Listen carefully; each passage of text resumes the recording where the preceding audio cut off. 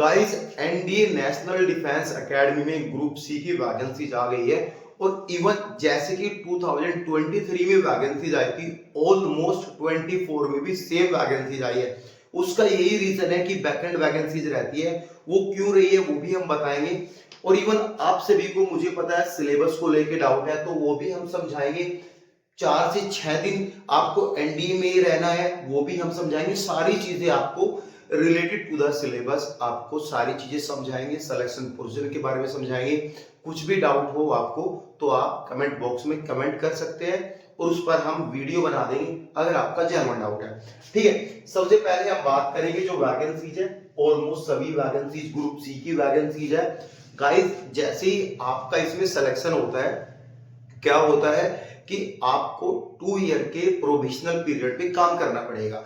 Vacancies contract पे नहीं है, लेकिन सभी गवर्नमेंट वैकेंसी यानी जितनी भी भर्ती रहती है सभी में किसी में 6 मंथ का, किसी में 1 ईयर का, किसी में 2 ईयर का प्रोविजनल पीरियड रहता है। ठीक है, उस बीच जो भी आपका सैलरी स्ट्रक्चर है, सब कुछ आपकी सैलरी ऑलमोस्ट सब कुछ आपका जो है वो आपको मिलता रहेगा।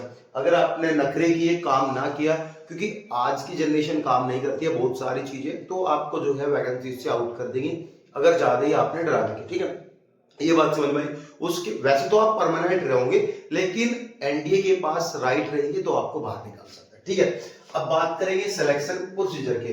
देखो सिलेक्शन प्रोसीजर में आपका रिटन टेस्ट होगा और जो रिटन टेस्ट होता है वो आपका एनडीए लेगा। ठीक है, और एग्जाम सेंटर की बात करें तो आपके पुणे एनडीए एकेडमी ही आपका एग्जाम सेंटर है। और आप ऑल इंडिया से कहीं से भी फॉर्म भरो तो आपको पुणे में ही एग्जाम देने जाना है। ठीक है, एग्जाम के लिए कॉल लेटर जो है वो आपका ईमेल के जरिए या फिर एसएमएस के जरिए आपको बाय कोड बाय पासवर्ड आपको मिल जाएगा, लिंक आपको मिल जाएगा, वहां से आप डाउनलोड कर लेना। एनडीए नोटिफिकेशन में लिखता है कि हम उन्हीं स्टूडेंट को कॉल करेंगे जो वैकेंसीज के लिए एलिजिबल है, लेकिन यहाँ पे लिखता है जितनी भी वैकेंसीज आई है 1:10 की रेशियो में एनडीए जो है कॉल लेटर भेजेगा रिटन टेस्ट के लिए। लेकिन ऐसा नहीं है, वो लिखता कुछ हो रहा है होता कुछ हो रहा है, जेन्युइनिटी क्या है वो भी मैं आपको बताऊंगा। ठीक है, आपका रिटन टेस्ट होगा, आपका फिर ट्रेड टेस्ट होगा, आपका फिर स्किल टेस्ट होगा। यानी जो स्टूडेंट यहाँ पे एलडीसी के लिए फॉर्म भर रहे हैं और जो भी vacancies related to the typing है यानी कंप्यूटराइज वर्क है, तो आपको यहाँ पे उसकी टाइपिंग करनी है। कितनी टाइपिंग है क्या है अब वीडियो आती रहेगी, चैनल को आप सब्सक्राइब करके रखो। वीडियो आपको एनडीए के ऊपर भरमार वीडियो मिलती रहेगी, क्योंकि 2023 में मैंने स्टूडेंट को बहुत गाइड किया। ठीक है, उसके बाद डीबी होगा, डीबी के बाद फिजिकल होगा। देखो एनडीए का कहना है कि 4 से 6 दिन आपको जो है अपना खुद का अरेंजमेंट करना है जब आपका एग्जाम होगा। ठीक है, डे बाय डे दिन वो आपको बुलाते रहेंगे एग्जाम, यानी आपको स्टेजेस वाइज जो है आपको सारी चीज करनी पड़ेगी। लेकिन ऐसा नहीं है, कहीं ना कहीं 2023 में ये चीजें झूठ निकली है, क्योंकि एनडीए क्या करता है वो टाइम आने पर हम आपको बताएंगे। ठीक है, देखो इस एग्जाम में आपको 60 क्वेश्चन मिलेंगे। ठीक है, 60 क्वेश्चन। ठीक है, और 60 क्वेश्चन आपके जो है 60 मार्क्स के ही है और एग्जाम में कोई भी नेगेटिव मार्किंग नहीं है। क्वेश्चन जो है आपके एमसीक्यूज मल्टीपल चॉइस क्वेश्चन है। एक क्वेश्चन के 4 ऑप्शन मिलेंगे, आपको जो ऑप्शन सही लगे वो आपको फॉलो कर रहे हैं। और आपके जो क्वेश्चन पेपर है हिंदी और इंग्लिश दोनों लैंग्वेज में रहेंगे, और इंग्लिश लैंग्वेज के वे क्वेश्चन आपको इंग्लिश लैंग्वेज में ही कर रहे हैं, यानी इंग्लिश में ही कर रहे हैं, इंग्लिश में ही आपको पढ़ना है, इंग्लिश में ही आपको मिलेंगे। ठीक है, नेगेटिव मार्किंग नहीं है, एमसीक्यू बेस्ड क्वेश्चन है। और गाइस पुणे आपका एग्जाम सेंटर जैसे कि आपको बताया। ठीक है, ये क्या करते हैं, ये लिख तो देते 1:10 के रेशियो में कॉल लेटर आपको मिलेगा, लेकिन बहुत सारे स्टूडेंट यहाँ पे करीबन एक दिन जो है 400-500 स्टूडेंट जो बुलाते हैं। ठीक है, उनका ये एग्जाम लेते हैं। एनडीए एकेडमी बहुत बड़ी एकेडमी है और क्या काम रहता है किस ट्रेड में वो भी मैं आपको बताऊंगा। ठीक है, ये बहुत बड़ी एकेडमी है, 400-500 बंदे बुलाएंगे, लाइन लगी रहेगी जब आप एनडीए के बाहर जाओगे, कॉल लेटर दिखा के जाओगे, सब कुछ दिखा के जाओगे। लेकिन ध्यान रहे एप्लीकेशन फॉर्म में अगर आपने जरा सी भी गलती कर दी तो एनडीए बाहर निकाल देता है, ये बात ध्यान रहे। तो एप्लीकेशन फॉर्म अगर आपने भरा है तो ठीक ही भरे। कास्ट को भी मैं एक बार क्लियर कर देता हूं, अगर आप जनरल कैटेगरी से हो तो जनरल भरो, ओबीसी कैटेगरी से हो तो आपको ओबीसी का सेंट्रल का सर्टिफिकेट दिखाना होगा।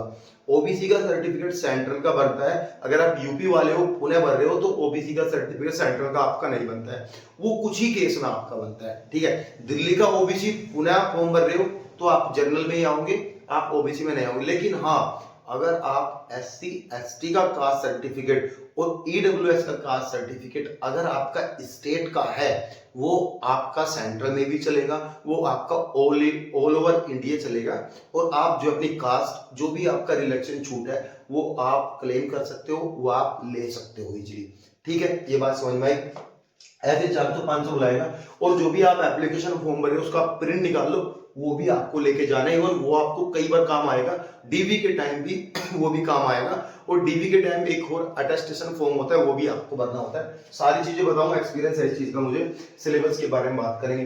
देखो, आपकी रीजनिंग आएगी, वो सभी एग्जाम में आती है, वर्बल नॉन वर्बल रीजनिंग आएगी, वो आपको पढ़ना होगा। ठीक है, उसके बाद आपकी न्यूमेरिकल एप्टीट्यूड यानी मैथ के क्वेश्चन आएंगे। फिर इसमें जो है general science, general English, general knowledge, general awareness, और यहाँ पे ये हिस्ट्री, पॉलिटिकल साइंस, इन सभी के क्वेश्चन आएंगे। जनरल साइंस में मोस्टली केमिस्ट्री के कम क्वेश्चन रहते हैं, और फिजिक्स के यहाँ पे ज्यादा क्वेश्चन आपको देखने मिलेंगे। बेसिक लॉज यहाँ पे देखने को मिलेंगे, तो लॉज पढ़ लेना, डेंसिटी के फार्मूले, वेलोसिटी के फार्मूले, ये सब आप ध्यान से पढ़ लेना। और जिस वैकेंसी सपोज करो यहाँ पे जो वैकेंसीज का जो लेवल है, वैकेंसीज का आप फॉर्म 10 बेस से भर रहे हो, तो 10 बेस के अकॉर्डिंग ही आपका सिलेबस मिलेगा। 12 बेस से आप फॉर्म भर रहे हो तो 12 बेस से ही आपका सिलेबस मिलेगा। सिलेबस में तो ये सभी चीजें हैं, लेकिन आपका जो स्किल टेस्ट होगा, टाइपिंग टेस्ट होगा, ट्रेड टेस्ट होगा, उसमें जो है स्टूडेंट 1:4 की रेशियो में बुलाएंगे। और गाइस, लास्ट टाइम ऐसा हुआ था, स्टूडेंट तो बुलाए थे 1:4 की रेशियो में।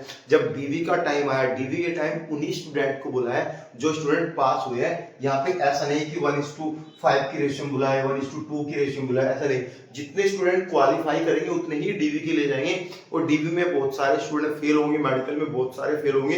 वो एक वैकेंट वैकेंसी, मतलब यानी वैकेंट वैकेंसीज हो जाएगी, जो बैकलॉग वैकेंसीज है। जो बैकलॉग वैकेंसीज है, जैसे कि 2023 में बैकलॉग वैकेंसीज थी, बनी थी, वो अब 2024 में इनकी रिक्वायरमेंट डाली है। तो ये ऐसे स्टूडेंट को घुमाते हैं, यानी कि फॉर्म जब आप लेते हैं उसमें उतने स्टूडेंट बुलाते हैं, तो कहीं ना कहीं वैकेंसी तो खाली रहती है, तो 2024 निकाल देते हैं। तो गवर्नमेंट का बजट भी यहाँ पे मतलब कि सेम ही रह जाता है कि हाँ, इतने फॉर्म निकाले, इतनी भर्ती निकाली, लेकिन देखा जाए तो वही सेम भर्तियां है जो 2023 में आई थी, और वही सेम रिक्रूटमेंट है। ठीक है, फिर भी आपको कोई डाउट बनता है तो कमेंट कर सकते हो। थैंक यू भाई।